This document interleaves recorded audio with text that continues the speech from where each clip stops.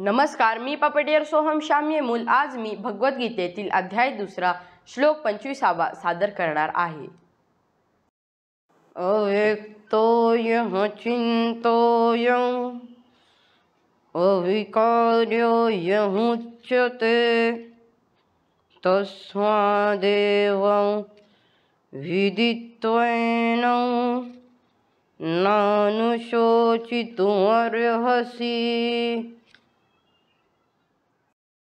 अर्थात